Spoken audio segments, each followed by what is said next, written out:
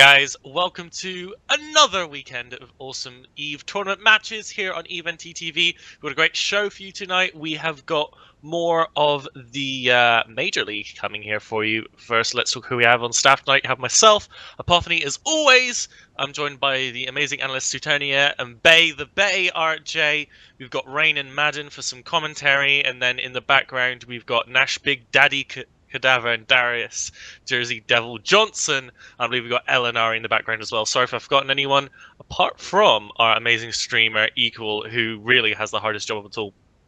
As usual, we've got some giveaways this evening. We've got a Rig 500 headset to give away, as well as a beautiful ship skin. We're going to be going through those this evening. Unfortunately, we don't have Mr. Randolph tonight, so you're going to be stuck with me for the most of the evening. But yeah, let's have a look at the teams we've got tonight. We've got Team Volta, we've got Team Johnny in our first match. Then we'll be looking at Team Pretty versus Team Footwork. After that, for the third match at 21:05, we've got Team Johnny versus Rep Cartel Mark II. Match 4 at 21:35 is Volta versus the other team. Then match 5 at 22:05 to round off the day, we've got Rep Cartel Mark II against Team Pretty. Now, if we look at the points, currently we've got the other team way ahead with 7 league points. They played 2 matches, dominated one on 1-1, putting them far in the lead with 30 match points. In second place, we have Volta with 4 league points. They've only played 1, and they've dominated 1 match, so they could very easily come up on the other team. They've just played 1 fewer match, which is why they have less points. We've got Team Johnny, they're on 3 league points. They've only played 1 match as well. They've won a single match, so a little behind Volta there. We've got in 4th place, currently tied in league points with Team Johnny. That's the Rep Cartel Mark II. They've played 2 games, winning 1 and losing 1. Then in the bottom 2 spots with 0 league points each, we've got Team Pretty and Team Footwork. We've got some fantastic matches for you tonight. We, as I said, have giveaways, and this, I believe, is the penultimate weekend of the tournament, if anybody wants to correct me. Next weekend, we've got a double whammy, Saturday and Sunday going on. Am I wrong there, anyone? No, that's right. Awesome, That is right. Thank you, Rain. But yeah, let's get going, for soon we are going into the banning phase, which is very exciting. That's going to be brought to you by Bay, the Bay RJ, and the master of EVE pickup lines, Sutonia. So let's head over and chat to those guys right now. Hello, I'm Sutonia. I'm joined by BRJ. We still have a bit of time to go. Have 1 minute and 30 seconds before Volta and Team Johnny will make their first ban. Bay, what can you tell us a bit about these two teams, Volta and Team Johnny? Both of them very successful teams in the Alliance tournament. Yep, definitely. Volta are we form Volta, who are a alliance based in Thera, and they've existed in various forms previously. I'm trying to remember their names, their other alliances that they've existed as, but it's escaping me, unfortunately. Starfeater is their team captain. He's been in a bunch of alliance tournaments pretty successfully. They came third in this year's alliance tournament.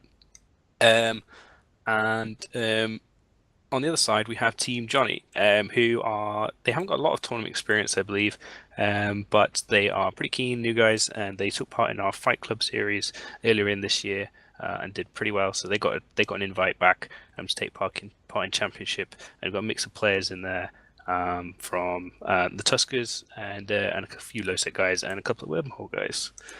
So the bans are starting in about 20 seconds. Yeah, both Volta and Team Johnny have only played 1 match each, so whoever wins this match will be in a good standing to be either first or second in the league next to the other team. Yeah, definitely. It'd be interesting to see the result of this, and I'm really interested to see how the meta is going to shift. Last week we saw a kind of shift, more, like shield setups became more popular, I think, and armor less popular with the minor league, and that was kind of really interesting to see. And I'm hoping that this week we see another shift as each league kind of bounces ideas off each other as they see the results come in from each other. So the Pixar bans are starting just now, and Volta are going to be opening. They've gone straight in. They're banning the Oracle. Again, the Oracle proved to be a very strong pick, so they're just getting rid of that straight away, making it so Team Johnny can't pick it up. And Team Johnny banning the Tempest, probably one of the better shield brawlers. The Tempest and the Raven, very popular bans for the blue side. Yeah, just given the way that the banning system works, it's kind of working out that shield red side is generally picking up shield or no logicons, and blue is generally picking up armor. So Team Johnny banning out the Tempest there, they're probably anticipating Volta to go shield, and they want to make sure the Volta hasn't got the strong shield battleships. That's my guess. Volta responding with an APOC ban. Oracle and APOC ban means that if Johnny do go armor, but maybe they're not going to go armor because they've just banned Execra. Well, they could be picking up the Augury too. I don't think it's very safe for Volta to pick up an armor frigate like the Punisher here. They're going for the Vigil instead. A very good kiting frigate is very good at using target painters to help the application of all the other shield ships in their gang. Well, they can still be pretty decent with armor ships too. It's pretty independent. Yeah, Volta brought a kitey kind of setup, shield setup, and that Vigil is super strong at supporting those setups. So that's probably what they're looking to do again. Team Johnny picking up 2 solid armor supports. It's Punisher and Coercer. Algos left unpicked there. Interestingly, by Team Johnny, it's usually the most popular armor destroyer slot, but they've gone Coercer instead, and that really solid, strong tackler, the Punisher. Yeah, we have seen the Coercer picked up because it's so good at killing drones and dealing with small tacklers. And now they're picking up the Augur as we expected. It's kind of interesting to go for it over the Algus because you don't get the repair drones. So people often put the Algus into that support role. But we'll see what happens. Yeah, the Augur is the only logic that hasn't lost a game yet. Actually, it's been banned and picked. It's been banned 11 times. The Augur has, and it's been picked up 3 times and won every time. So Augur actually coming out as a stronger pick than the Execra so far. So they've definitely gone for kind of very meta pick there with the Augur over the Execra. Volta responding with a side there, so they clearly want to go fast with the Tower Vigil side so far. So they're going to be a very fast moving setup so far. Mimitar kind of a slippery setup they've got there. Team Johnny blocking the Raven. This is interesting now. So the Raven and the Tempest, probably the 2 fastest, kitiest shield battleships available to Volta, are off the table. I'm going to be interested to see what Starfleet Commander picks in response to this. Yeah, he still has a ban. I'm not sure what he bans here. I'm gonna guess Harbinger is probably the most reasonable ban, or maybe the Abaddon if they don't want to have that Mega Beam Abaddon on the table. Oh, they're actually banning the Dominics. That's really interesting to me. That is a very curious ban. That is a curious ban. So he doesn't. They don't want drones on grid. So possibly, I'm wondering if they're going to pull out a Scorpion pick, because obviously Scorpion. If Volta went with Scorpion, they would. Obviously, like be countered by the Dominics as drones, but then that wouldn't fit in with any of their support at all. Harbinger there picked up by Team Johnny, kind of fairly predictably. So far, Team Johnny, Amar Victor, all Amar ships. And we'll see here what Volta's game plan is going to be. They've gone for Hurricane, so yeah, Vigil Tower side Hurricane, all very fast, snipey, has good pilots. They've got a very agile setup here. They're going to run rings up on Team Johnny possibly in their slower Mars ships. But that battleship pick is going to be really, really interesting to see what Volta pick up there. And Team Johnny there, I'm kind of expecting a Geddon or something. Oh, the Typhoon! We finally seen it. The Vigil and the Typhoon is actually a pretty deadly combo. Starfleet Commander, I love you. You've actually gone for the Torpedo Shield Typhoon. That thing does a ton of damage. It's actually the highest DPS battleship that we've actually put into the championship. It's got shield extenders. It's got some speed. It's got torpedoes, and it's got a lot of damage with drones, potentially damage with drones. So they've gone for basically the fastest possible setup they can get. I'm gonna guess they come in at 50 and run rings around Johnny trying to pick off something. Team Johnny go for Hyperion. That micro jump toe going to be a really good counter to this kiting setup. So yeah, I'm actually fascinated to see how this plays out. I think both teams have picked very solid setups. I'm just super excited to see this Torpedo Typhoon finally picked. It's going to completely wreck that Harbinger and Hyperion, I think, if it can get on top of them. Definitely. The Typhoon can nuke down something like that Harbinger if it catches it like very, very quickly with those torpedoes. So I think we'll be seeing some very interesting plays in this match. I'm super excited to see what happens. We'll pass it back to Apoth to discuss these picks and bans with the commentators. Hey guys. Oh, excuse me. Welcome back. So we've got a almost full Amar team versus an absolutely full Mimitar team. So, Tonya, if I can ask you to briefly go through the viewers, and maybe we've got some alphas watching, what is the ship philosophy behind each of those two races, the Amar and the Mimitar? Where are they different? What weapon systems do they use? What are the advantages and disadvantages of the engineering of the Amar and Mimitar? So the Mimitar tend to put a lot more emphasis on speed and utility highs. They also have capless weapons in either missiles or guns. The Mar on the other side, they tend to be more slower, but more like ship of the line style ships with big armor tanks, big damage, with lasers they can instantly swap. Although they are very cap reliant. And there are a few drone ships on the Amar side, although we don't see any of them picked on Team Johnny. The Harbinger does have a pretty decent drone bay though. So yes, it's mostly like Mimitar speed and utility versus Amar, which is about mainline ship DPS. Awesome. So, Madden, what is your thoughts on finally seeing this Typhoon pick? The Typhoon is such a popular ship in tournament settings, especially the Alliance tournament. We saw that hull so much in AT14 and in previous Alliance tournaments, the Fleet version as well. Why has it been so less popular? That's not good grammar, but never mind. In the EVNT setting, what is it about the EVNT Typhoon that have made people more averse to flying it? But then, why do you think it's been brought here? I'm not 100% sure why it's been, no one's picked it, considering some of the almost everything else has been picked at some point during the thing. Maybe people are scared of the idea of torpedoes. If you don't have a vigil, and the vigil only has, I think, one target painter, so that's not a lot of target application. And you talk about a lot of fast, a lot of small ships. There's only one battleship. That's a piece of the DPS, but a lot of times we've been seeing cruiser-sized DPS where torpedoes will not apply well without any sort of target painters, and the Typhoon doesn't give itself that kind of ability to hit those ships particularly well. So I think fear is definitely a component. It's also, it doesn't have any self-tank. It's not going to be applicable in any of those matches where Logic gets banned or Logic gets banned from one side.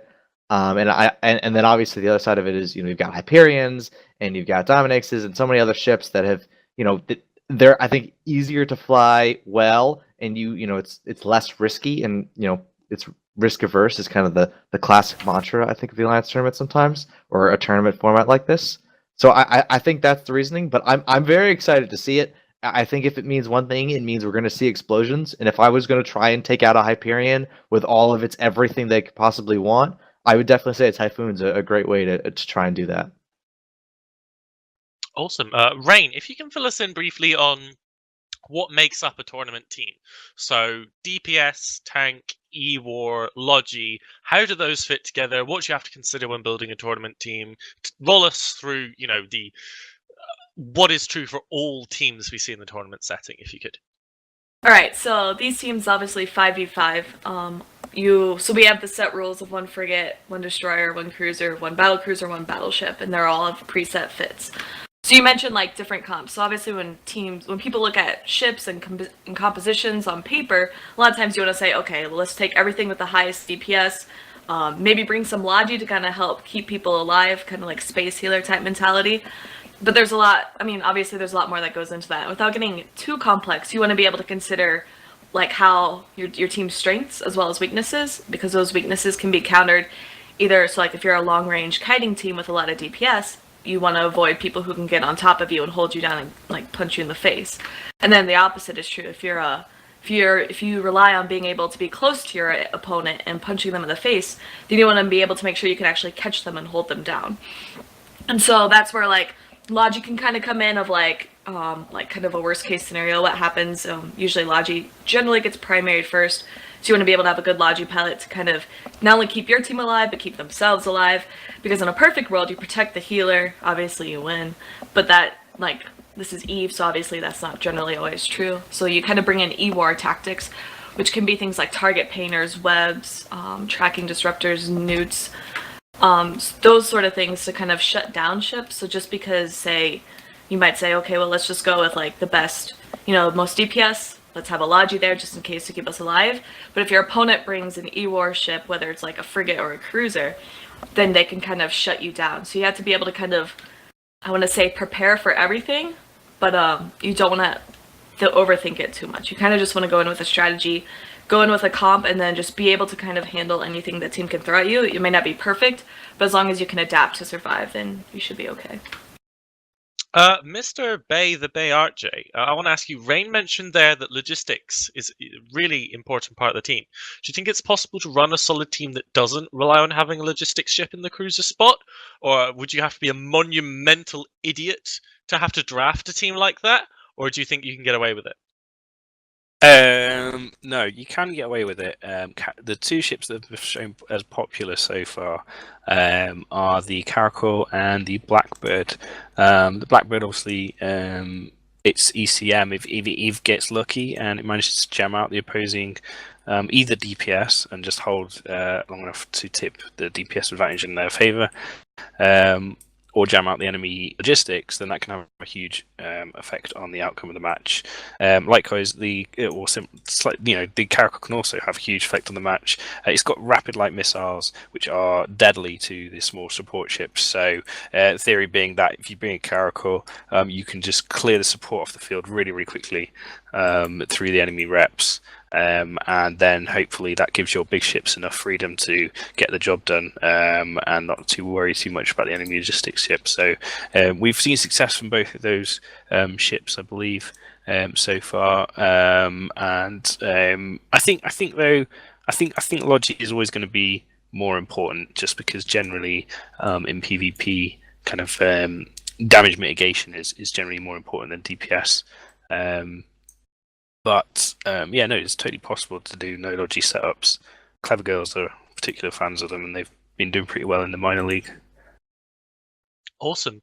So we've got a little bit of time to fill. We've got a little bit of trouble getting the teams into system. It's all sorted. It just means that we're going to be forward a few minutes. So what we're going to do is we're going to do our first giveaway of the night. This is a giveaway for the headset. If you would like a chance to win one of these glorious headsets we have to give out, you're going to have to type something in chat when I tell you what it is.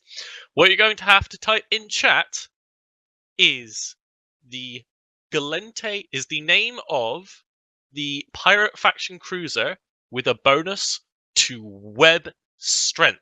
Which pirate faction cruiser has 90% webs? Type the name of that ship in chat and you will be entered for the chance to win this awesome headset.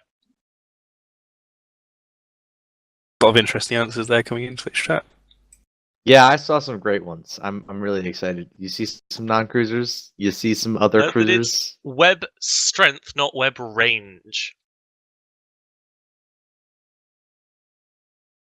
Hoffman even got his name in there. This guy is really angry at you for some reason. Apparently, my mic is bad. Does it No, sound alright? I think he just wants you to start the match. I think he has an emotional attachment to the excitement. I could start it, but none of the pilots are here, so... Well, the surprise to them is technically the match did start and then unstarted. So that's just, insider knowledge. Yeah, we had a little bit of an issue there moving the teams into systems. We're just gonna have to restart the match. Anyone who's used the insider tool on Thunderdome will know it can be a little bit fiddly at times, yeah, it takes a little bit of practice. We have got Darius Johnson here, the man behind the camera, doing all the work, and he's doing a great job of patching it up. So hopefully we'll be good to go soon. Awesome. I'm seeing a stream of correct answers. I've put it in there as well because, I might be able to win a headset. That'll be a success. No? Damn it. All right. Tony has a pickup line. In case you have trouble remembering. Yep. Oh, Lord. Okay, but yeah, so we've got a headset that'll be given away as soon as Sutoni gets the results through for us. Let's actually talk a little about the teams. The teams in this first match. Yeah. They are Team Volta and Team Johnny. I may be springing this on you a little bit, but Mr. Madam, why don't you tell us a little bit about the Volta team? So Volta team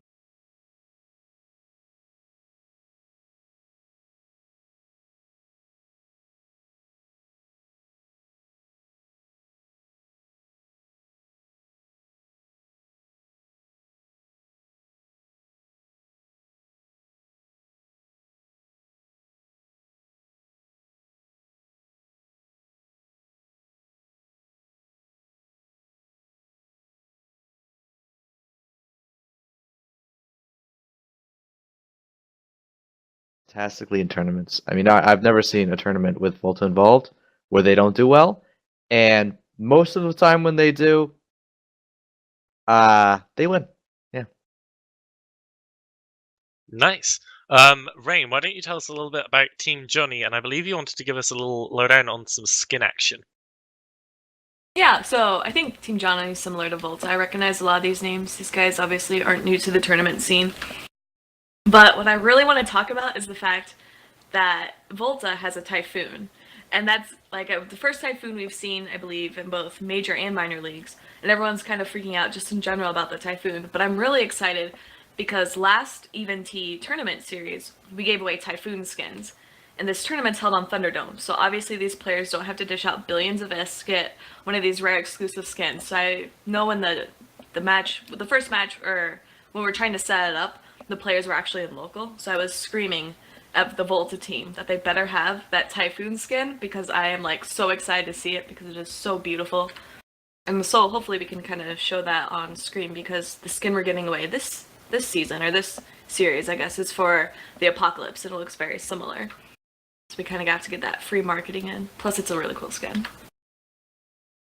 Awesome. We've got the teams finally sorting out their ships. They'll hopefully be teleported in the arena soon, so we aren't going to end up running too far behind time.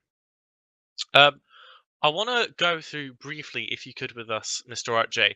What are the rules for this tournament? So say people have tuned in today and they haven't seen the tournament before. What is the rule set for this tournament? Can they fit what they want? What ships can they bring? Tell us, the very basic rules of the tournament. So I've put a link there in Twitch chat to the rules if people want to read the detail of it. Like it's been commented on earlier, they are fairly straightforward. So basically, each team has to pick one of each T1 kind of like ship class, basically. So frigate, destroyer, cruiser, battle cruiser, and battleship. So they get to pick one each of those of all the T1 ships. So no TT ships, no faction ships, anything like that. We actually give them all the things they have to use. This kind of allows us to balance it out, the matches a little bit, and kind of tone down kind of like the more OP tournament ships that are good in tournament setting, and kind of buff ones that are not usually quite so strong. So it gives them quite a lot of ships to pick and choose from. The complicated part of the championship is the picking and the banning. We've kind of like adopted the kind of sort of MOBA pick ban idea from things like League of Legends and other games, Dota, and kind of like created our own version of that based on the EVE Online ship holes. Obviously, EVE Online ship holes have a very wide kind of power balance, like compared a frigate compared to a battleship is very different between two champions in Dota. So we've kind of balanced things out a little bit by making them pick in order and mixing up the pick and ban system a little bit. So yeah, hopefully it's working out pretty well. We've seen a good variation of ships picked, and it's some really close matches. So far so good. Awesome. Do you want to tell us additionally what the teams brought last week? Yeah, so I was looking at the stats. So we only saw in the first episode, we only saw Team Johnny and Volta once. They played one match each. Volta beat Rep Cartel Mark 2, aka Solomon from the Tuskers team, and they won with a Raven, Hurricane, Osprey, Tower, Vigil setup. So kind of fairly similar to what they're doing here, except for they've got the Scythe and the Typhoon switched in there instead of the Osprey and the Raven. That enables them to go a lot faster because the Osprey is an afterburner ship, whereas the Scythe is Mike Quart drive. But it means that their DPS is not going to be projected as far. The Typhoon's torpedo is going a lot slower and more short range than the Raven's cruise missiles. So it'll be interesting to see if they can win. And also, with Team Johnny won last Major League episode by 15 points to 3, beating Team Pretty. And they won with a shield set as well. Tempest, Hurricane, Caracal, Talwar, Crucifier against Team Pretty's APOC, Oracle, Execra, Hourglass, Punisher. So they used a kind of like a less conventional setup, a Caracal no Logi team, to beat what was kind of predicted to be the most meta team, which is Apocalypse, Oracle, Execra kind of core. So yeah, hopefully the teams are just arriving on grid now, so hopefully we'll be able to bring the match to you shortly. Yeah, we're just waiting for them to land, and then we've got to set up the fancy overlay. Then when we get going, we're going to try and catch up the bit of time we lost from a little tech error we had earlier on, but hopefully that will not take too long. Super excited about this match. We're going to be handing over very shortly to Volta versus Team Johnny. Your commentators for this first match are going to be Madden and Rain. You're going to have these guys all night. Unfortunately, Mr. Chesser couldn't make it this evening, so we're down to only 2 commentators. But thankfully, we have the 2 best commentators on the EVNT staff, if I do say so myself. We have the wonderful Rain and the glorious Madden. Let us hand over to them now. Thank you. Wait, What was that? we got the splash.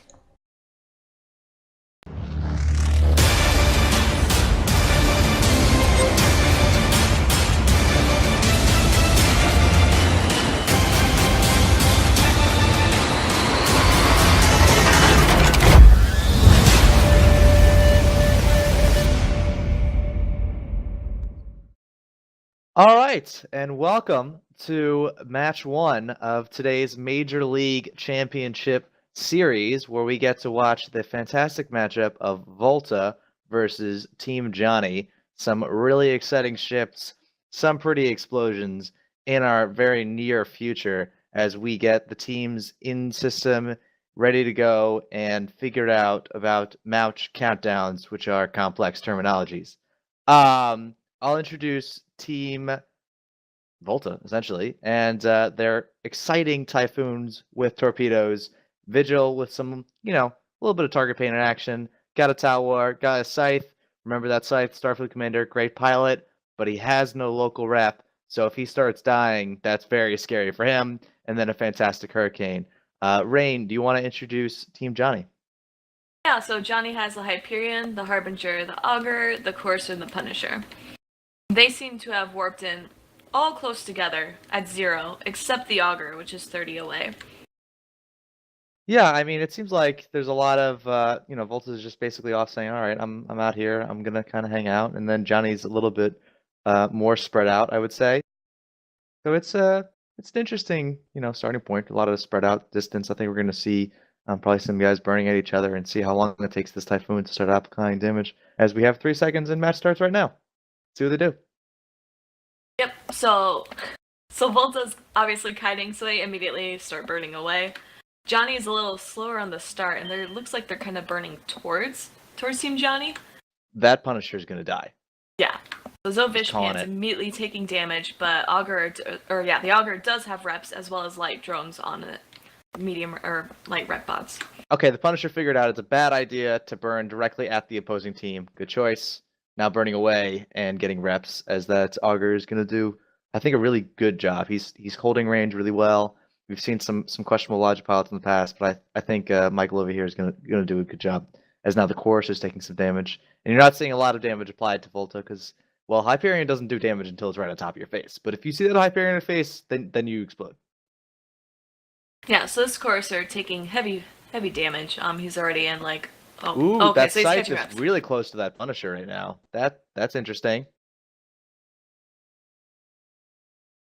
Courser's, So- yeah, Yeah, I'm not quite sure who Johnny's primarying. It looks kind of like everything except the Destroyer and the Frigate, but they're not really actually applying too much or too well. I think they're just trying to catch something, and I don't think they've caught anything, and so they're just kind of being like, all right, I'm open to steer. All right, so they're going after Starfleet, which is a really, really good call. I would have just done that right away, because again, he has no self reps. Everything that's on him is a drone, and I don't even think there are any drones on him. So he's probably gonna.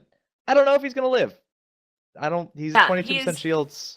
He's burning away pretty quickly. He's only buffer fit. Obviously it's not getting him too far.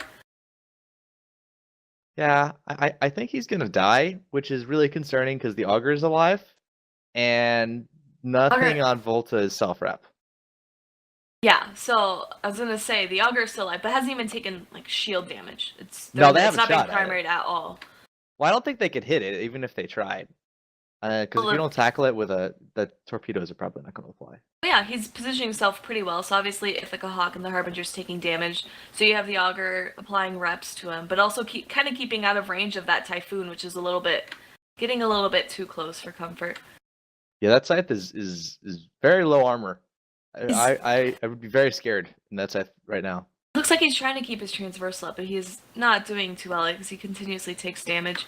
It's not a lot, but the he's still Harbinger's taking hitting it. him like every once in a while, and so he's got enough range to shoot at him, but Oh, obviously no. the application isn't quite there. But Yeah, you he's can't half- survive forever. He's half structure now, though. That's pretty bad. And for reference, this is why shield drones are great, because if he had a little bit of shield drones on him right now, he might not be dead. Yeah, so relying on your teammates, because obviously, unless you're a Logi ship, you don't really get bonus to rep drones. But just having them in general can be just enough to keep your Logi alive. I mean, Looks you like- see there's a lot of ECM drones in the field. I think that's what they chose this time. I don't know if that's going to work out for them. Well, ECM drones are actually banned, so they better not have ECM drones. Oh, they're EV drones. I don't. Wait, what is an EV drone? I don't even know. I've never seen Oh, those are one. newt drones. They're Oh, trying that's to right. newt out this Punisher. That's And new. the scythe went down. So the scythe went down, and they absolutely Yeah. lost. Like, they got nothing for it. Maybe, like, yeah, sure, the Courser's like, okay, Not now he's dead, in though. deep armor. But yeah. That Volt, and look at the Typhoon. That's this is not We a were good so- trade for people watching on TV. This is not what you like to trade. Typhoon plus Scythe for Coercer is bad trade. Very yeah, bad. The Typhoon does not even have that ship skin I was so excitedly talking about. That's why they're Oh. losing right now. Okay, so the Courser went down, but they lost They lost a the Courser Typhoon. for the Typhoon and the scythe, so that was kind of worthless. I think we should really just stick to the script here, which is essentially if you bring skins, you win. If you don't bring skins, you lose. And I think clearly Volta made a mistake there. Yeah, I don't know if they can actually bring this back. I mean, No, they Yeah. can't. The Hyperion plus an Augur is going to win. yeah. But But yeah, they didn't get dominated, so at least there's that. They did kill a ship.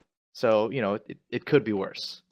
And those are just painful to watch. I felt like they could have played that better. I mean, the thing is, if their scythe gets shot at, like, I'm not sure, like, what he could have done more than what he was already doing. He got out way at range. The Harbinger was barely touching him. I mean, he could have burned out a little bit faster, maybe. But I think the problem is they didn't bring any shield wrapping drones. They had no way to keep him going, even with minimal damage on him. And the scythe, the biggest weakness of the scythe, why people are choosing the Osprey is because it has no self rep. And if you're in a shield ship, a Logi ship without self rep, you're extremely vulnerable to everything. So are you saying you think they lost us at like the pick ban phase? That there wasn't really much they could do beyond that? Oh no, I think there was definitely. I mean, I think they had a chance. I mean, look, they had a plan when they brought torpedoes. I'm sure they had a very strong plan. And even though there was a Hyperion on the other side of the field, they had range. They had range the entire time, and it didn't work out. Maybe they could have gone after the Augur faster. That may have had an impact. I really don't know. I think the drones may have actually made the difference. It doesn't look that way, as we're going to see probably a 4-1 sweep. I doubt this Hurricane's going to kill an Augur by himself. But I think choosing different drones could have changed this match quite a bit. I don't like neuting drones. I think they're not that good. You don't see them regularly. You see them occasionally in tournaments because they can kind of make that extra little bit of difference. But when you're talking about a Logi who has no self-rep capabilities and you don't give him like a little bit of help, that definitely can hurt you. Yeah, and I don't know what their plan was with these neut drones because I saw them used a lot on the Punisher, which can kind of like. I mean, I don't know how strong they are, but maybe it could stop him from tackling or screening. But I mean, I figured they would put them more on the Augur just to kind of cap him out. Yeah, I think the Punisher may have actually temporarily caught the Scythe. That's what I think took out all of the shields because I saw him really close. I didn't see if they actually got any effects on him, but that would explain why the neutrons were on him. It would also explain why the Scythe went down from 100% shields to 20% armor as quick as it did.